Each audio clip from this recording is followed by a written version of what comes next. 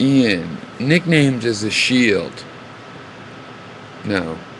It's like this effect. This effect isn't a shield. You can go see me without an effect if you really want to. This effect is taking control of the projection, taking control of some of the middle space when perceptions just flow on their own. When you name yourself with your handle or your nickname or your pseudonym, you are taking control of the labeling process. Why do you think that you're Ian? Because that's your name? You know, isn't your name, the fact that you share the name Ian with so many millions or hundreds of thousands of people? I don't know, but probably millions. Isn't that a shield?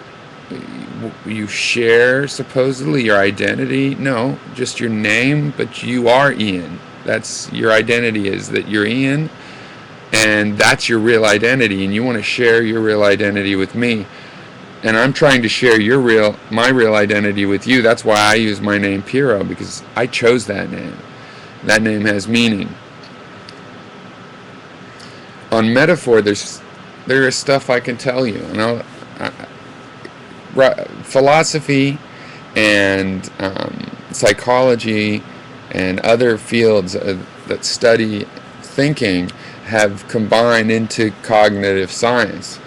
And 20 years ago it was in a sort of, is this really a study kind of stage, but it's had some amazing results. And one of the best results are from Lakoff and Mark Johnson, and it's all about metaphor. They study metaphor. The human mind thinks only with metaphor, according to their theory, and I think the theory is correct. And sorting metaphor out, one aspect of it is that all metaphor comes down to sense and motor experiences. We know how to pick things up. We know color. We know time a little bit. But we actually even use spatial metaphors to understand time, so in a way we're already using metaphor when we talk about time. But a lot of our metaphors are combinations of the sensorial-motor, the sense and motor functions.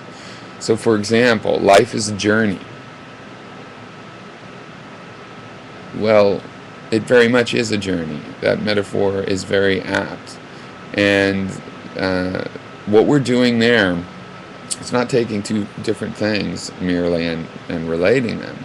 We're actually starting from our knowledge of journeys. Our knowledge of journeys is like a program that we have in our brain, a biological. Who knows a quantum program? Who knows what this kind of programming is? But it's a thought in the mind that we use to think and to interpret perceptions and generate actions. Okay?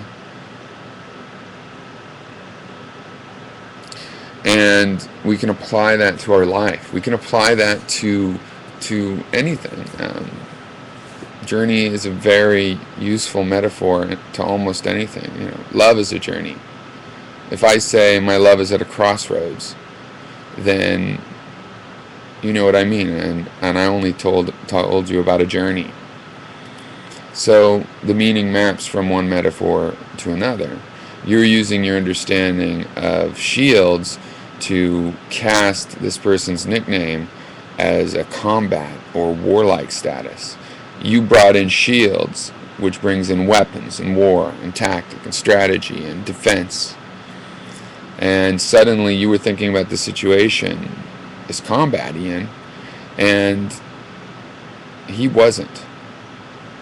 He was just telling you his self-chosen name was his name.